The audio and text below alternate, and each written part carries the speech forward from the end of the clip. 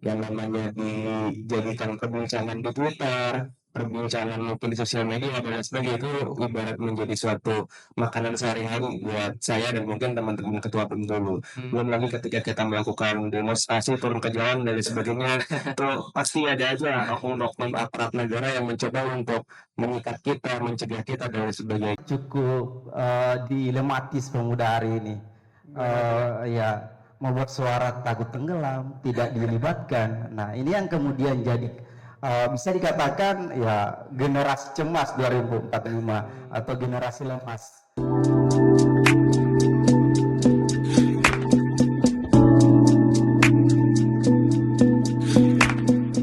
Baik, izinkan saya untuk memperkenalkan diri saya terlebih dahulu. Perkenalkan, saya Andika, saya dari Happy Self, sebagai host yang akan memandu acara kita pada kesempatan hari ini. Di depan kita sudah hadir kedua narasumber yang sangat luar biasa. Izinkan saya untuk menyapa kedua narasumber kita terlebih dahulu. Yang pertama di sebelah kanan saya ada Kak Yogi, yaitu Presiden KM ITB 2324 dan co-founder Youth on Policy. Selamat pagi Kak. Halo, selamat pagi. Di sampingnya kita ada Kak Munawar, yaitu Sekretaris Kesehatan Pimpinan Pusat IPM, Ikatan Pelajar Muhammadiyah. Halo. Halo. Baik teman-teman semuanya, di sini kita akan bicara santai saja ya Kak ya, dan anggap aja ini tuh podcast yang seperti teman-teman lihat di YouTube, oke? Nah, pada kesempatan kali ini kita akan membahas topik yang temanya itu ialah, mungkin bisa ada di layar, yaitu keterlibatan aktif pemuda dalam komunitas dan kebahagiaan. Baik, sebelumnya kami mengucapkan terima kasih banyak kepada Pijar Foundation, Futures Hub, dan Happy Step yang telah memberikan akomodasi untuk acara kita pada pagi hari ini. Oke Kak, langsung aja. Mungkin kita langsung aja ya, biar kita nggak membuang banyak waktu. Mungkin dari Kak Yogi dulu, Kak. Boleh perkenalan dulu nih Kak. Dari mana asalnya dan backgroundnya bagaimana? Oke, ya sebelumnya selamat pagi Mas dan semua hadirin yang berkesempatan pada pagi hari ini. Nama saya Muhammad Yogi Syaputra, teman-teman bisa panggil saya dengan Yogi. Sebelumnya saya sempat menjabat sebagai presiden di Keluarga Mahasiswa Institut Teknologi Bandung di periode tahun lalu, itu 2023 atau 2024. Ini mungkin ekuivalen dengan jabatan ketua BEM universitas lah kalau misalkan di kampus-kampus lain. Dan untuk sekarang kesibukan saya sedang merintis suatu komunitas kepemudaan yang berfokus untuk membahas permasalahan isu-isu anak muda dari perspektif kebijakan publik yang namanya itu adalah Youth on Policy.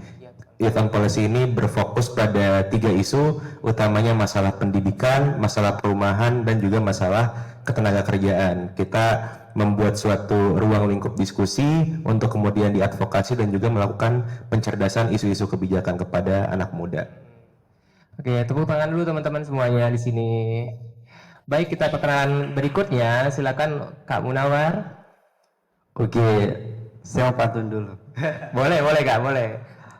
Mitos itu bagikan puisi. Cakep. Menarik tapi sulit untuk dia mengerti. Yang kadang diceritakan hanya untuk menimbulkan ilusi dan halusinasi, tetapi karena mitos dan puisi, hari ini kita dapat berkomunikasi. Sila, tangan dulu teman-teman semuanya. Terima kasih teman-teman sekalian, selamat pagi menjelang siang ya. Tentunya yang kami hormati, kami banggakan Coach Pris ya, yang semangat juangnya melebihi anak-anak muda ya, yang kemudian hadir di tengah-tengah kita, dan seluruh rekan-rekan, Kak Yogi sebagai narasumber dan moderator yang kami banggakan. Nah, perkenalkan saya Munawar dari pimpinan Pusat Ikatan Pelajar Muhammadiyah, lebih spesifiknya di bidang kesehatan, sekretaris bidang kesehatan. Aktivitas saya hari ini selain daripada di bidang kesehatan ini, kami punya tim kerja di PPIPM namanya Tobacco Control Ikatan Pelajar Muhammadiyah, yang kemudian secara masif menggaungkan bagaimana bahaya rokok Jadi tengah-tengah pelajar yang kemudian banyak merasakan dampak daripada bahaya tersebut. Nah, itu yang kemudian Ya. singkatnya sih. Oke. Terima kasih Kak Munawar, tepuk tangan itu teman-teman. Baik, sebelumnya setelah perkenalan ini, saya ingin sebelum kita menanyai narasumber kita, saya ingin untuk menanyai teman-teman yang sudah hadir di sini terlebih dahulu. Jadi kan topik kita pada hari ini akan membahas mengenai komunitas dan kebahagiaan. Nah, di sini untuk teman di sini ada nggak yang ingin memberikan pendapatnya? Bagaimana sih peranan komunitas itu untuk mencari kebahagiaan? Ada yang ingin menjawab? Silakan Kak. Mungkin yang di Zoom ada?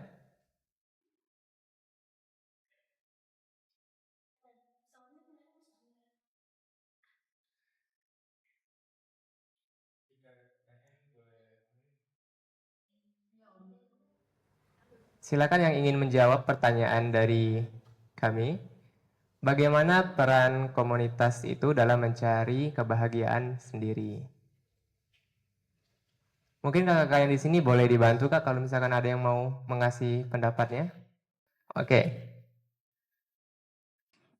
Komunitas ini kan, berperan penting ya di dalam lingkungan sekitar gitu. Jadi tanpa adanya komunitas mungkin masyarakat ini kurang peka dengan adanya kebahagiaan karena, di masa sekarang isu-isu kebahagiaan itu mulai tergantikan dengan hal-hal yang sangat basic, sangat bare minimum. Jadi untuk mencapai kebahagiaan sendiri, masyarakat juga masih ragu apakah mereka semua bisa mencapai kebahagiaan tersebut. Maka dengan adanya komunitas, mungkin komunitas ini dapat membantu masyarakat sekitar untuk lebih aware, bagaimana sih, mereka mendapatkan kebahagiaan bahkan dari hal-hal terkecil sekalipun, seperti itu. Terima kasih. Oke, itu tadi jawaban dari salah satu peserta yang hadir di sini ya teman-teman.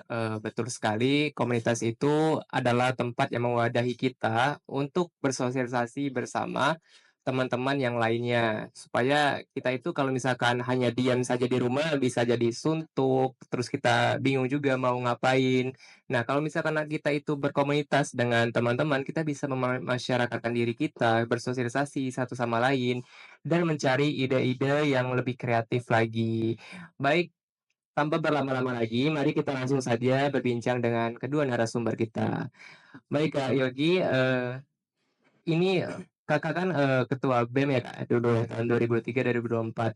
Nah, mungkin banyak dari teman-teman yang baik di sini maupun yang di Zoom, bahkan saya sendiri pun bertanya Kak, kadang saya berpikir, BEM itu apa sih Kak gitu? Badan Eksekutif Mahasiswa. Nah, itu tuh tugasnya tuh apa aja gitu Kak?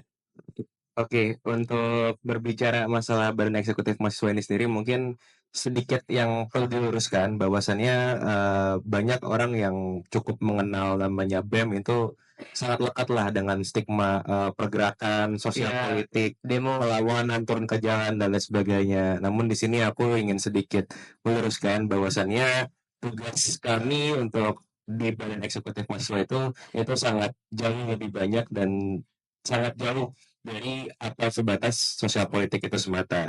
Tugas Badan Eksekutif Mahasiswa itu sendiri pastinya memberikan pelayanan kepada para mahasiswa, ibaratnya kami merupakan suatu badan pemerintah pusat untuk bisa melayani berbagai kebutuhan dari mahasiswa itu sendiri. Kalau untuk di ITB itu sendiri, di saat aku menjabat, berbagai kebutuhan itu tuh sangat beragam, mulai dari masalah kesejahteraan mahasiswa, yang bisa berbicara masalah mungkin kebutuhan finansial, kebutuhan jasmani, kesehatan, dan lain sebagainya. Hingga juga kita berbicara masalah kebutuhan aktualisasi diri, kaderisasi, lalu juga sosial kemasyarakatan, hingga suatu value namanya teknologi inovasi, di mana kita juga berbicara bahwasanya anak-anak ITB butuh ada aktualisasi untuk kita bisa berbicara masalah teknologi, keinovasian, dan lain sebagainya. Itu semua diwadahi oleh yang namanya Badan Eksekutif Mahasiswa. Jadi Kak, selama Kakak menjabat waktu itu, ada nggak Kak gitu, kesulitan yang Kakak hadapi atau tantangannya gitu? Boleh, kita juga kepo Kak sebenarnya.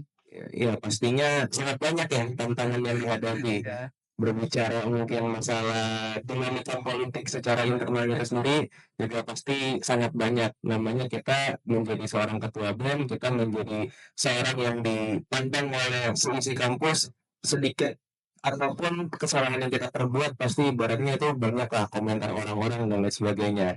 Yang namanya dijadikan perbincangan di Twitter, perbincangan mungkin di sosial media dan lain sebagainya itu ibarat menjadi suatu makanan sehari-hari buat saya dan mungkin teman-teman ketua BEM dulu.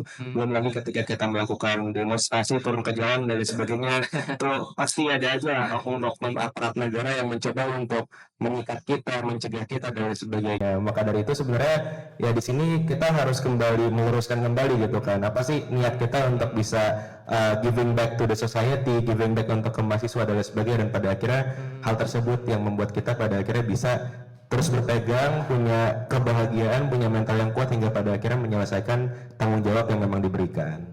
Baik, terima kasih Kak. Mungkin kita lanjut bicara dengan Kak Munawar juga di sini. Kak, mungkin beberapa teman-teman baik di Zoom maupun yang di sini mungkin juga baru mendengar gitu Kak. Pimpinan Pusat IPM. IPM itu apa sih Kak gitu? Mungkin bisa penjelasannya sedikit Kak. Oke, terima kasih. Jadi yang pertama terima kasih.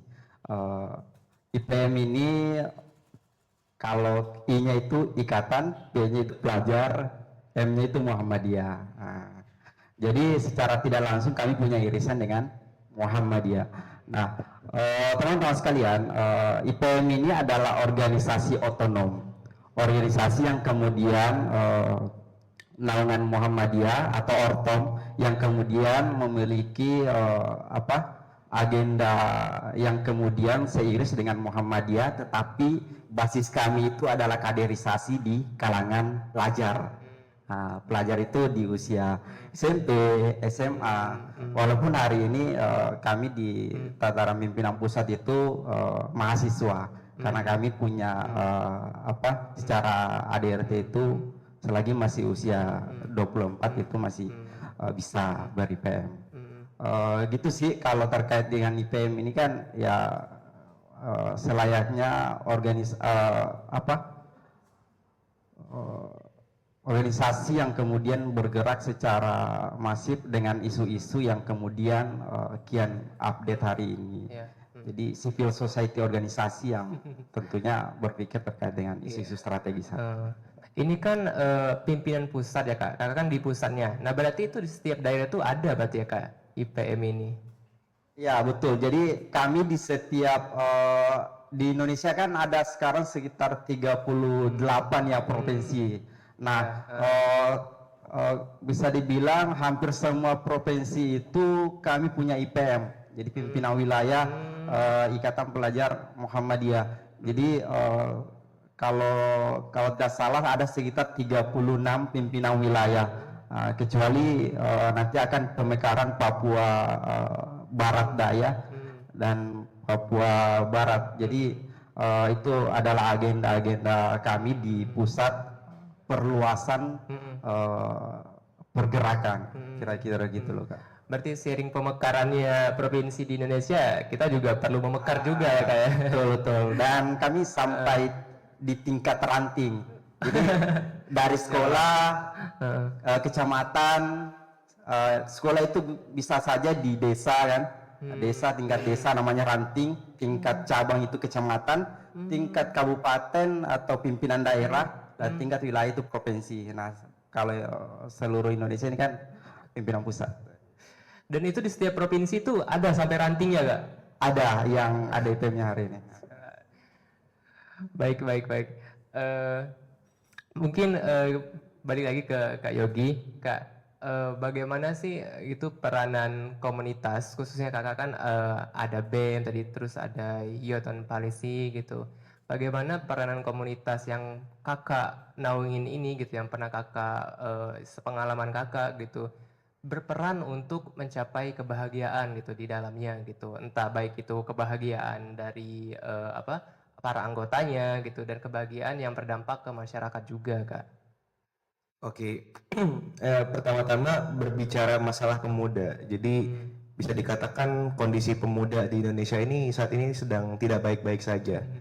banyak parameter yang bisa kita bicarakan, tapi mungkin kita bedah sedikit aja gitu kan. Pertama, berbicara masalah pendidikan, bahwasannya angka partisipasi kasar perguruan tinggi anak-anak di Indonesia, pemuda di Indonesia, itu kita nggak nyampe lebih dari kalau nggak salah 40% tuh kita nggak nyampe. Dalam arti yang bisa masuk perguruan tinggi itu tuh hanya segelintir sekian kecil dari para pemuda yang ada. Dalam arti level pendidikan anak-anak muda di Indonesia itu biasa dapat dikatakan masih di bawah rata-rata dari standar negara maju. Itu yang pertama. Lalu yang kedua juga berbicara masalah pekerjaan. Baru saat ini kan cukup ramai suatu berita bahwasannya 10 juta Gen Z itu ternyata masih pada menganggur, dan ternyata berdasarkan rata-rata nasional juga itu pemuda umur kisaran 17 sampai 25 tahun itu memang menjadi paling banyak jumlah penganggurannya. Belum lagi kita berbicara masalah kebutuhan perumahan gitu kan.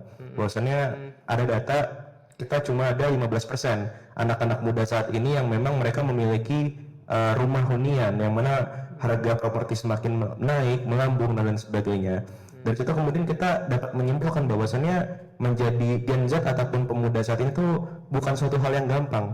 Kita di sini dipenuhi oleh suatu pressure, tekanan, harapan yang tinggi mungkin dari generasi sebelumnya dan lain sebagainya, di tengah permasalahan kondisi dinamika yang kita nggak tahu ke depannya bakal kayak gimana. Dan oleh karena itu ya kita bisa katakan juga kemudian banyak pemuda yang kemudian mereka kondisi sedang tidak baik-baik saja, berbicara masalah kesehatan mental, berbicara masalah kebahagiaan dan lain sebagainya.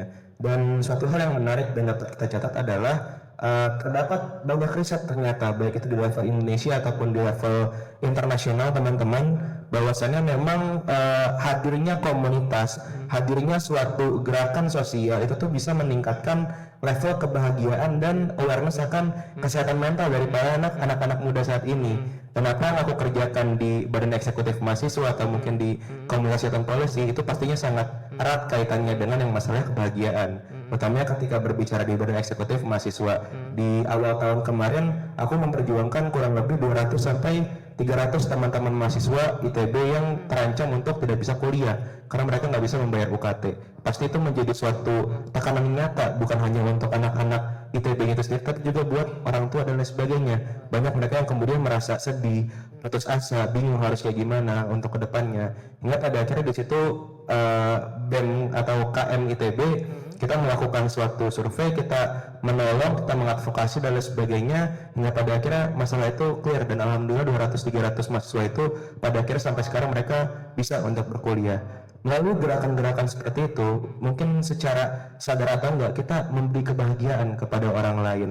Pun di Youth on Policy juga kita memperjuangkan isu-isu masalah pendidikan, perumahan, ketenaga kerjaan yang ketika kita advokasikan ternyata itu bisa menimbulkan suatu dampak kebahagiaan kepada orang lain. Dan ketika kita memberi kebahagiaan kepada orang lain secara langsung juga dampaknya kita akan merasa bahagia juga ya kayak. Maka dari itu aku pikir ya komunitas ini suatu hal yang sangat penting.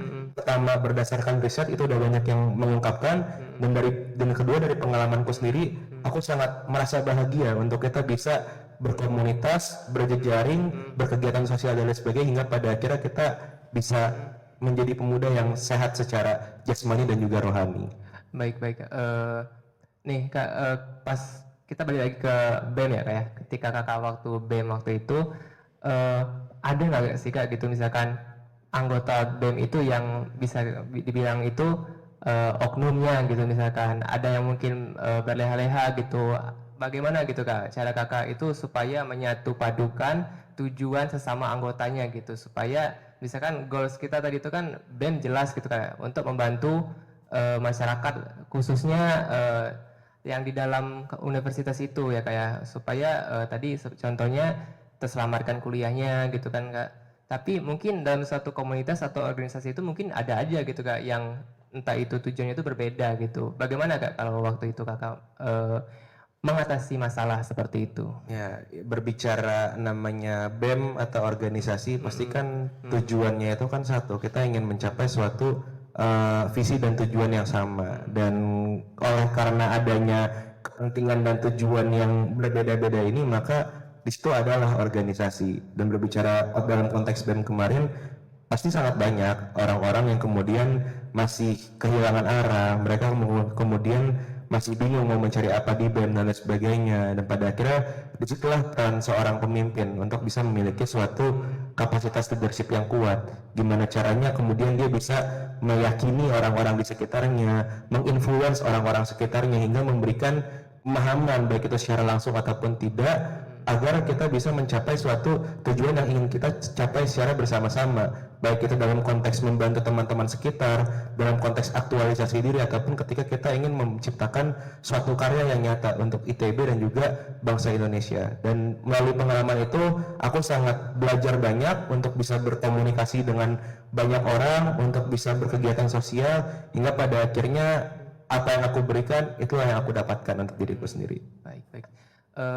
Baik, kita lanjut ke Kak Munawar juga dulu.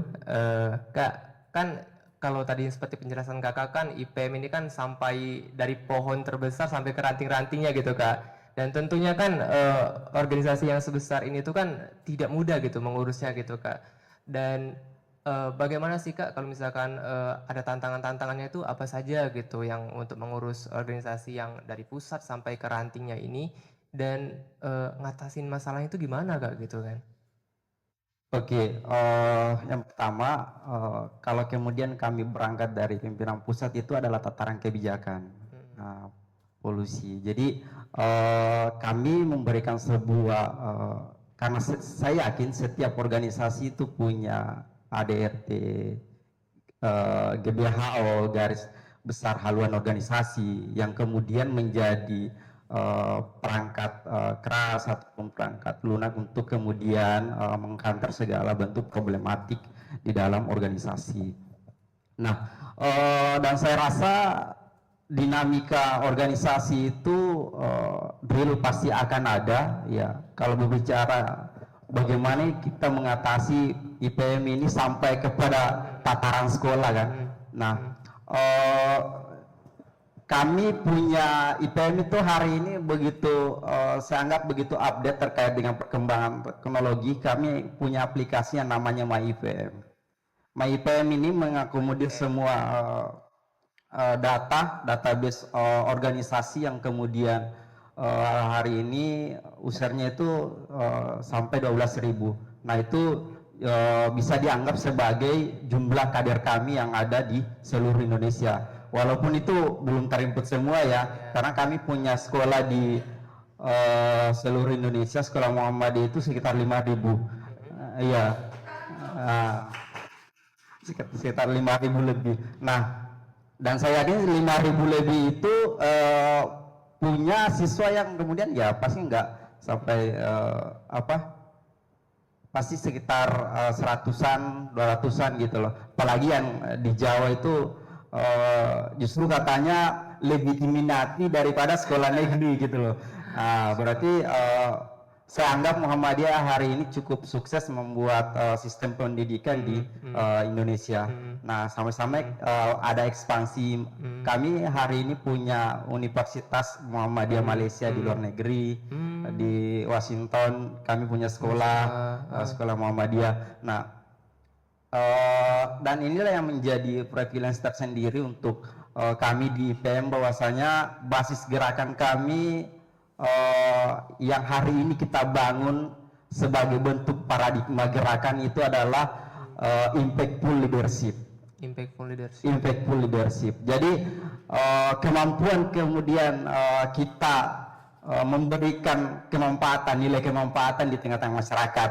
Istilahnya kan kalau secara teologis Khairun nas ampaulin nas kan, sebaik-baik manusia dialah yang bermanfaat kepada manusia yang lain. Betul. Nah inilah yang kemudian senantiasa kemudian kita gaungkan sebagai agenda gerak, bahwasanya ya tidak cukup jika hanya diri ini yang baik, perlu mungkin ada impact, ada nilai kebermanfaatan yang kemudian sampai. Nah itulah yang kemudian kita bangun untuk mengatasi problem. Saya rasa kami yang namanya di IPM itu tetap ya namanya musyawarah itu terkait dengan problematik tetap kita lakukan. Nilai-nilai musyawarah itulah yang kemudian kita bangun, nilai-nilai kekeluargaan. Nah yang namanya ketika nilai-nilai kekeluargaan ya saya rasa bisa dalam hal mengkanter, walaupun tidak 100% masalah itu bisa diselesaikan. Kita bukan pegadaian ya. Iya gitu loh. Minimal Nah, bisa diminimalisir ya kak ya. sih. Hmm.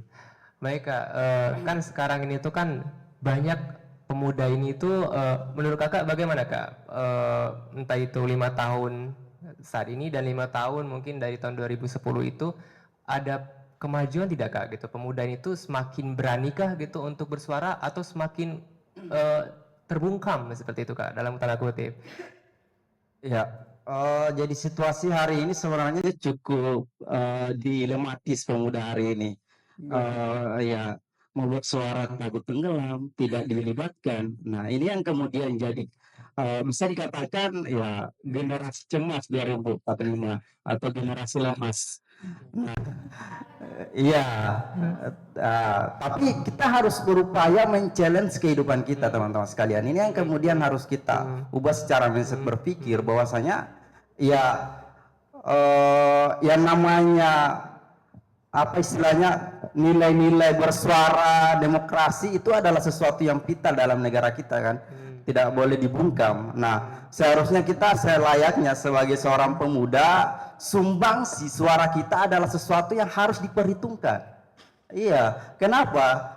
Yang mendorong deklarasi, yang mendorong kemerdekaan untuk presiden pertama kita Soekarno untuk Pemuda ya. Iya, pemuda kan. Jadi inilah yang kemudian saya rasa tidak boleh hilang di tengah-tengah derasnya arus globalisasi juga. Jadi kita harus begitu sadar bahwasanya ya tetaplah bersuara. Jangan kemudian karena tekanan pressure yang kemudian dalam sehingga jati diri kita sebagai seorang pemuda itu hilang. Jadi tetap suara-suara kebaikan itu harus tetap ada sih menurut aku. Berarti pesan kakak tetaplah bersuara ya kak ya. Jangan ini ya pak diam-diam aja. Baik, mungkin kita lanjut ke Kak Yogi lagi. Kak, bagaimana sih Kak BEM itu bisa menjembatani gitu antara masalah di masyarakat gitu dengan komunitas di BEM itu gitu Kak? Bagaimana bisa kan turut kontribusi juga Kak ya dengan masyarakat gitu kan? Itu bagaimana Kak? Oke, pastinya setiap BEM universitas ini punya stylenya masing-masing gitu Iya, kan. mungkin ini khusus ITB aja Oke, Kak. kalau berbicara buat di khusus di ITB ya, mungkin kalau BEM-BEM lain ini kan corak paling kentalnya itu sosial politik gitu kan. Tapi kalau di ITB karena memang mungkin anak-anaknya terkenalnya ya agak-agak individualistis, mungkin banyak yang bilang juga ITB ini banyak wibunya atau apanya lah gitu kan. Anak-anak ITB ini cenderung sangat tertarik dengan yang namanya nilai-nilai teknologi dan juga inovasi teman-teman. Dan untuk di kepengurusan saya kemarin, syukur alhamdulillah salah satu karya yang saya berikan, legasi yang saya ciptakan untuk di ITB itu sendiri, saya menciptakan suatu festival teknologi dan juga karya seni yang kemudian kita di situ dari tiap-tiap himpunan yang ada di ITB kita membuat suatu kekaryaan dalam satu periode kepengurusan untuk kemudian kita pamerkan dan itu kita hubungkan kepada industri yang memang ada. Jadi kita ngebuat suatu pameran, kita mengundang dari badan eksekutif mahasiswa dari kampus-kampus lain, kita mengundang juga para investor, kita juga mengundang bahkan dari perwakilan pemerintah dan lain sebagainya. Dan itu di sana menjadi suatu hub keterhubungan bahwasannya ada masalah apa di masyarakat, lalu kemudian apa yang bisa sumbangsi diberikan oleh mahasiswa dari perguruan tinggi, ada investor yang bisa membiayai juga dan juga pihak pemerintah yang bisa mengintervensi secara kebijakan. Dan hal tersebutlah yang kemudian aku pikir menjadi suatu corak yang unik dari ITB itu sendiri. Tapi di luar itu kita juga terdapat berbagai program-program yang cukup menarik, semisal ada sosial kemasyarakatan, kita ada melakukan pembinaan kepada daerah-daerah terdekat yang ada di ITB, dan juga kita memiliki desa binaan yang berada di kisaran lingkup Jawa Barat. Yang paling menarik waktu itu adalah ada salah satu himpunan di ITB yang kemudian mereka membuat suatu turbin yang bisa menghasilkan suatu generator listrik untuk bisa mendanai kebutuhan listrik dari suatu lingkup desa tersebut. yang terakhir ada gerakan sosial politik pastinya. Kalau di ITB itu kita pasti kalau ingin bergerak kita ngebuat dulu kajian komprehensif dan lain sebagainya, dan itu menjadi salah satu alasan ibaratnya anak-anak ITB nih kalau berbicara gerakan demo kita tuh suka terlambat geraknya. Karena kalau di ITB itu kita lebih kebanyakan kajian dan diskusinya terlebih dahulu, hingga pada akhirnya kajiannya diokein baru kita turun ke jalan. Kurang lebih kayak gitu Pak di ITB. Baik, luar biasa sekali ya teman-teman semuanya. Mungkin pertanyaan terakhir nih Kak untuk Kakak berdua gitu Kak. Bagaimana gitu Kak? Mungkin dari Kak Yogi lagi dulu boleh dah. Apa saran Kakak gitu untuk pemuda sekarang ini itu nggak semua pemuda juga sih sebenarnya, bisa yang umur 30 tahun ke atas itu mungkin bisa kita kategorisasikan pemuda juga ya Kak ya, mungkin. Sampai 45 masih. Iya, darah mudanya masih ada gitu. Coach Pris masih pemuda juga. Iya, meskipun umur udah 30 tahun ke atas tapi semangat mudanya masih tetap ada gitu Kak. Supaya pemuda ini tuh apa sarannya Kakak gitu supaya mau bersosialisasi gitu, mau berkomunitas gitu. Mungkin dari Kak Yogi dulu. Oke, saran dari aku sebenarnya cukup simpel, adalah jangan pernah membatasi konteks pergerakan teman-teman, karena banyak kemudian dari kita yang memang dikotomi konteks pergerakan ini tuh sebagai suatu pergerakan turun ke jalan, demonstrasi dan lain sebagainya. Bisa jadi itu memang suatu gerakan yang memang eksis di beberapa tahun ke belakang, tapi zaman semakin kesini semakin modern, pergerakan-pergerakan itu semakin progresif. Bisa jadi pergerakan-pergerakan campaign yang memang ada di Instagram, di X dan media sosial lainnya itu tuh bisa lebih efektif untuk bisa menyebarkan awareness kepada teman-teman sekalian. Dengan bahwasannya pergerakan itu kita nggak hanya berbicara pergerakan dalam konteks sosial politik, tapi kalau teman-teman pun memiliki jiwa-jiwa kesadaran akan hal-hal yang berbau keteknologian, inovasi, kekaryaan, itu juga masuk dalam konteks pergerakan dan teman-teman bisa menyuarakan hal-hal tersebut. Karena bangsa kita, teman-teman, bangsa Indonesia, ini kita bukan cuma membutuhkan politisi yang handal, tapi bangsa Indonesia juga membutuhkan para inovator-inovator yang bisa mendisrupsi kebutuhan yang memang ada di masyarakat kita saat ini, terlebih mereka yang memahami permasalahan yang ada di grassroots dan lain sebagainya. Jangan sampai kita mendeskripsikan Gen Z ini sebagai anak-anak ibu kota doang, tapi kita lupa bahwasannya banyak juga Gen Z tuh yang memang mungkin belum tersentuh kecanggihan teknologi dan lain sebagainya. Gerakan-gerakan tersebut yang harus kita masifkan melalui komunitas-komunitas dan lain sebagainya, hingga pada akhirnya insya Allah saya yakin, insya Allah saya optimis bahwasannya kesempatan kita untuk bisa mencapai Indonesia Emas 2045 itu masih terbuka melalui generasi yang luar biasa keren ini. Oke, tepuk tangan dulu teman-teman semuanya. Baik, pertanyaan yang sama Kak Munawar. Oke, saya beberapa waktu ini sempat bincang terkait dengan beberapa komunitas. Nah, civil society organisasi ataupun komunitas itu adalah masyarakat madani yang kemudian istilahnya punya kecukupan pendidikan, analisis yang baik terkait dengan problematik yang ada di tengah-tengah masyarakat. Dan kita inilah yang kemudian yang punya pemikiran yang paham terkait konteks apa yang sedang dihadapi oleh pemuda saat ini atau generasi saat ini. Nah, sehingga peran strategis ini tidak boleh putus. Nah, sehingga kehadiran kita ini lagi-lagi saya katakan butuh impactful, ya, adalah nilai-nilai kebermanfaatan di tengah-tengah masyarakat ini. Nah, di IPM, saya ambil sampel di IPM hari ini kemudian terkait dengan kasus mental health apa dan sebagainya itu menjadi isu strategis kami, tetapi sejak dulu, tetapi hari ini dijadikan sebuah bidang yang kemudian konsennya secara fokus mengurus terkait dengan kesehatan itu. Nah, sehingga hari ini teman-teman perlu mengambil peran-peran di dunia komunitas, ya. Karena kenapa teman-teman sekalian, selayaknya sebuah kebahagiaan itu akan bisa kita dapatkan dengan kebersamaan. Nah, dan di komunitas lah kemudian kita dapatkan kebahagiaan itu. Nah, tetapi jangan bahagianya mulu, ya. Kebahagiaan itu adalah bisa dikatakan kebahagiaan dan kesedihan adalah dua sisi mata uang yang tidak bisa dipisahkan. Silih berganti akan kita dapatkan dan tergantung yang mana kita mau konsumsi lebih banyak. Apakah kecemasannya, ataukah kesedihannya, atau kita harus menjemput kebahagiaan yang bernilai impactful. Nah, sehingga kalau saya pandang secara sosiologis, ya, secara sosiologis itu kebahagiaan itu teman-teman sekalian adalah penerimaan dan pemberian. Ya. Kira-kira ketika hari ini kemudian kita mampu menerima segala bentuk apa yang kemudian kita dapatkan, nah itulah kalau diteologiskan adalah nilai bersyukur. Nah, menurut lagi penerimaan itu adalah upaya kemudian senantiasa kita, karena begini teman-teman sekalian, kalau pernah baca mungkin tafsirnya Al-Misbah milik Quraisyiyah ya, maksudnya jadi Tuhan itu memberikan dua hal dalam diri setiap manusia, apa itu? Akal dengan hati.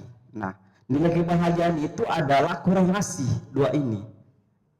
Nilai kebahagiaan itu adalah korelasi dua ini yang kemudian akan menjadi sebuah nilai kebahagiaan di dalam diri kita teman-teman sekalian. Dan itu pun kita akan bisa jama lebih banyak ketika kita mampu untuk bersosial, mampu untuk berkomunitas, mampu untuk kemudian berorganisasi. Sehingga impactful, kebahagiaan itu semua orang bisa rasakan. Kira-kira begitulah. Baik, tepuk tangan lagi teman-teman untuk Kak Munawar. Baik, mungkin teman-teman di sini ada yang ingin bertanya, satu pertanyaan saja. Kita kasih waktu 5 menit untuk pertanyaannya. Dari Zoom apakah ada?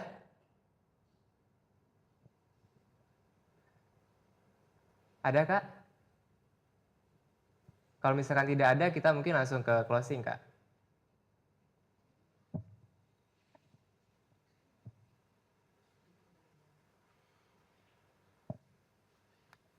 Oh iya teman-teman, jangan lupa juga kami ingin mengingatkan bahwa kita ada juga event di tanggal 10 Oktober nanti yang nggak kalah serunya daripada hari ini. Event tersebut terbuka untuk umum yang akan dilaksanakan dengan tema Inner Child Art Journaling dengan narasumber ada Coach Pris, yaitu founder dari Happy Self, dan juga Pak Budi Sumarno, yaitu Moviepreneur. Baik, silakan kalau ingin bertanya, Kak.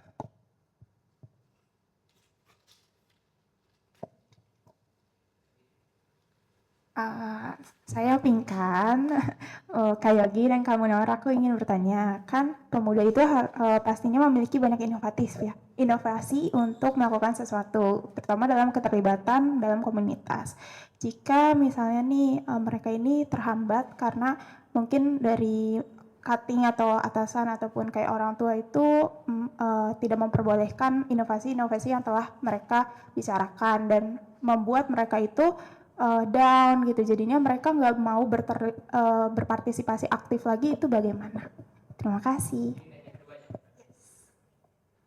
Baik, boleh mungkin Kak Yogi dulu, silakan Kak. Mungkin singkat saja Kak. Gitu. Oke, pertanyaannya cukup menarik ya. Intinya memang ketika kita ada niat untuk berkomunitas, tapi pada akhirnya mungkin kita menemukan suatu hambatan eksternal, baik itu mungkin dari atasan, situasi, ataupun dari orang tua itu sendiri. Ya, kalau menurutku secara pribadi, pasti kita, setiap pemuda ini kita nggak bisa dihadapkan oleh suatu kondisi yang kita bisa samaratakan ke semua orang. Misalkan kalau dari aku sendiri, mungkin aku memiliki orang tua yang cenderung suportif dan memiliki lingkungan kerja dan lain sebagainya yang kemudian memberikan aku fleksibilitas untuk masih bisa mengerjakan giat-giat komunitas dan mengembangkan apa yang memang menjadi visi diriku secara personal mengenai masalah kebijakan dan lain sebagainya. Kalau menurutku secara pribadi, pada akhirnya nilai adaptasi diri kita sih yang pada akhirnya itu mungkin bisa menjadi suatu tantangan yang kemudian untuk bisa dikembangkan. Barangkali memang teman-teman dari orang tua ada hambatan secara misalkan nggak bisa pulang malam, atau mungkin dari kantor nih teman-teman udah bisa udah nggak bisa memiliki waktu luang dan lain sebagainya. Nah dari situ mungkin teman-teman harus berpikir gimana teman-teman bisa melakukan giat-giat komunitas dengan batasan-batasan hambatan yang ada. Misal kita berbicara konteksnya pandemi kemarin teman-teman, kita kan giat-giat seperti ini mungkin sebelumnya sangat terbiasa untuk kegiatan-kegiatan secara offline dan lain sebagainya. Namun karena ada pandemi, adanya social distancing dan lain sebagainya, giat-giat tersebut gak ada, otomatis itu mendorong komunitas-komunitas untuk bisa berinovasi, untuk bisa mengadakan kegiatan melalui platform-platform baru, misalkan dengan melalui Zoom dan lain sebagainya.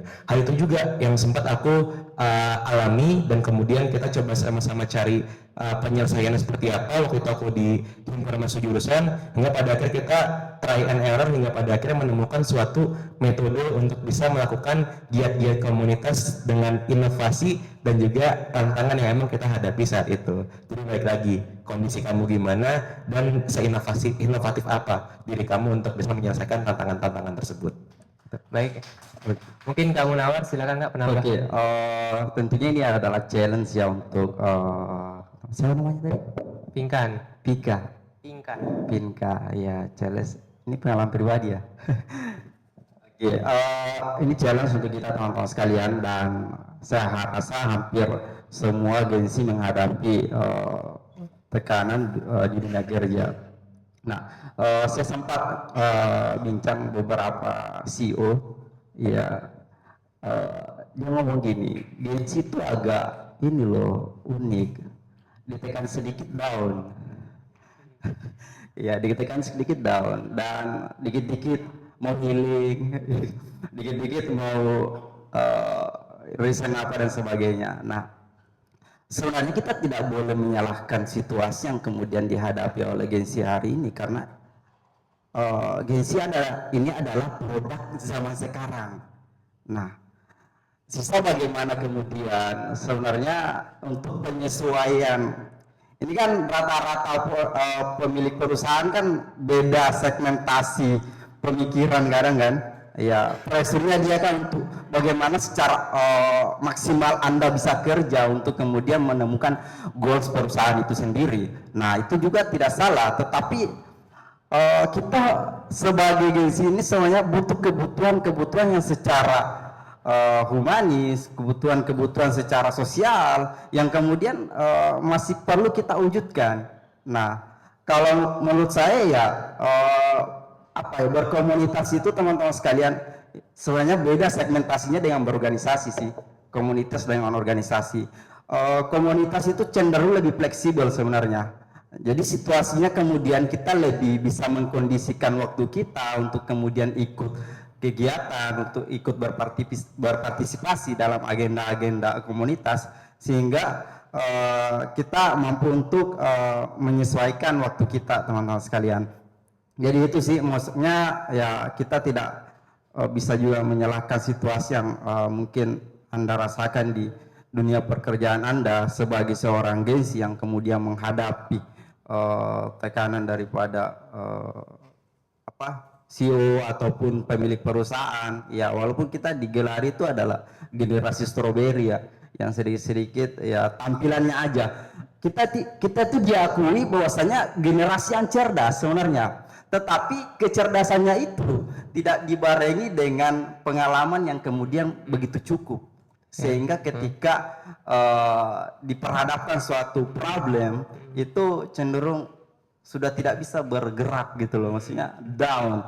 Nah, inilah yang kemudian sehingga hari ini kita harus lakukan challenge kehidupan kita untuk kemudian lebih banyak melakukan hal-hal yang kemudian meretas kemalasan, meretas rasa mager, meretas rasa insecure, ataupun situasi-situasi yang kemudian membuat kita tidak mampu untuk berkembang.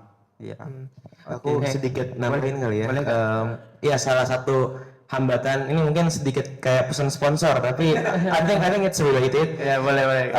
Berbicara masalah hambatan komunitas, saat ini banyak banget sebenarnya komunitas-komunitas yang mungkin konteks ini baru merintis. Kita sangat kesulitan untuk bisa berjejaring dengan komunitas-komunitas lainnya, bahkan untuk mengadakan kegiatan dan lain sebagainya kita juga bingung mau ngadain di mana, mengundang pembicara dan lain sebagainya juga kita mungkin belum ada koneksi dan lain sebagainya. And I think Pijar is really done a very good job in here. Apresiasi dulu buat Pijar. Apresiasi untuk Dengan programnya Future is Hub kayak gini, Pijar membuat suatu jejaring koneksi yang menghubungkan antar komunitas. Bahkan kalau komunitasnya nggak punya tempat, mereka menyediakan tempat untuk bisa kita berkumpul secara bersama dan lain sebagainya. And I think mungkin kedepannya dengan semakin tumbuhnya komunitas-komunitas kepemudaan, tantangan apapun yang muncul pasti solusinya saya yakin akan bermunculan juga. Tinggal gimana kita bisa mencari pintu-pintu tersebut untuk bisa menyelesaikan permasalahan yang ada. Itu mungkin. Oke, tepuk tangan dulu untuk kedua narasumber kita yang luar biasa. Terima kasih kepada Kak Pinkan atas pertanyaannya. Kita rasa cukup ya untuk hari ini.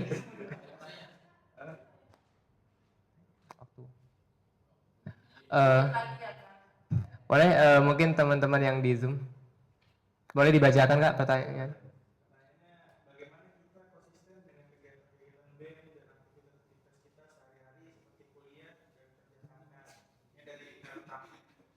Berarti Kak Yogi ya?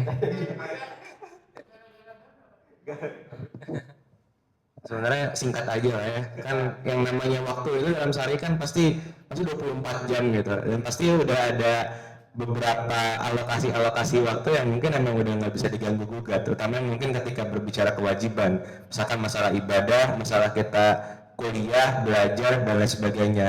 Kalau teman-teman emang mau konsisten menyiapkan diri untuk bisa berkegiatan di komunitas dan lain sebagainya, otomatis teman-teman pasti bisa harus memotong alokasi waktu untuk kegiatan-kegiatan yang mungkin bisa dikompromikan. Kalau aku ketika kemarin jadi ketua BEM, jujur pastinya untuk memotong kuliah kan di TP itu sangat-sangat gak mungkin lah, bisa-bisa aku dikejar-kejar dosen atau gimana. Itu aku sangat memotong yang namanya waktu main dan waktu istirahat. Aku pasti setiap hari setelah kegiatan BEM dan lain sebagainya itu aku minimal banget balik-balik tuh jam 2, jam 7 pagi udah harus bangun lagi ya, selain subuh gitu kan sholat jam 7 udah harus bangun lagi dan lain sebagainya, dan pada akhirnya ya mungkin dampak buruknya itu nggak bentuk suatu pola tidur yang agak buruk ya, yang bahkan keterusan gitu kan sampai sekarang. Makanya tuh jangan heran lah kalau ketemu aktivis-aktivis yang kemudian mungkin mereka tuh tengah malam nggak bisa tidur tapi pagi-pagi juga bangunnya itu agak sulit atau gimana. Pada akhirnya itu